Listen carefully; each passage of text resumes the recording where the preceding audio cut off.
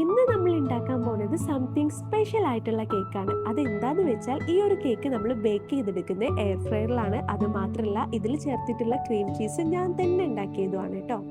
അപ്പൊ ആദ്യം തന്നെ ക്രീം ചീസും ബട്ടറും തിളച്ച വെള്ളത്തിന്റെ മുകളിൽ വെച്ചിട്ട് ഒന്ന് ചൂടാക്കി എടുക്കാം കേട്ടോ. ഈ ഒരു ടൈം കൊണ്ട് 2 എഗ് ഒന്ന് നമുക്ക് സെപ്പറേറ്റ് ചെയ്തെടുക്കാം. ഇനി ഇതിലോട്ട് നമുക്ക് ഇളം ചൂടുള്ള പാലും കൂടെ ചേർത്ത് ഒന്ന് മിക്സ് ചെയ്ത് കൊടുക്കാം. ഇനി ഇതിലോട്ട് മൈദ ചേർത്ത് കൊടുക്കാം കേട്ടോ. അപ്പൊ ഒരു അരിപ്പ വെച്ച് ഇതുപോലെ അരിച്ചിട്ട് വേണം ചേർത്ത് കൊടുക്കാൻ.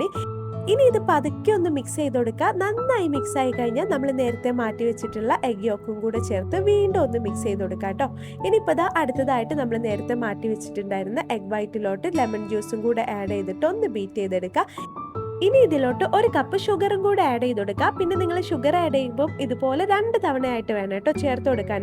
അങ്ങനെ ഇതാ നമ്മുടെ എഗ് വൈറ്റ് നല്ല രീതിക്ക് തന്നെ ബീറ്റായി വന്നിട്ടുണ്ട്. ഇനി നേരത്തെ മാറ്റി വെച്ചിട്ടുണ്ടായിരുന്ന ആ ഒരു ബാറ്റർ 2 തവണയായിട്ട് ഇതിലോട്ട് ചേർത്ത് പതുക്കെ ഒന്ന് മിക്സ് ചെയ്ത് കൊടുക്കുക.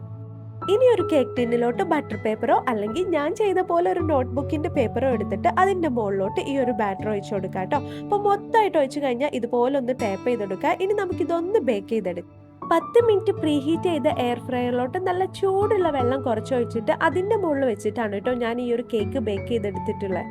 സത്യം പറയാലോ, ഈ ഒരു കേക്ക് ഇത്രയും പെർഫെക്റ്റ് ആയിട്ട് കിട്ടും ഞാൻ ഒട്ടും കരുതിയില്ല കേട്ടോ. അടിപൊളി ടേസ്റ്റി ആയിരുന്നു. അപ്പൊ ഇതിന്റെ ഡീറ്റെയിൽ ആയിട്ടുള്ള വീഡിയോ വേണമെങ്കിൽ കമന്റ് ബോക്സിൽ ഒന്ന് കമന്റ് ചെയ്താൽ മതി കേട്ടോ. പിന്നെ നമ്മുടെ ക്രീം ചീസിന്റെ കാര്യം ആരും മറക്കണ്ട കേട്ടോ. യൂട്യൂബിൽ അതിന്റെ ഫുൾ വീഡിയോ ഇട്ടിട്ടുണ്ട്, കാണാൻ മറക്കല്ലേ.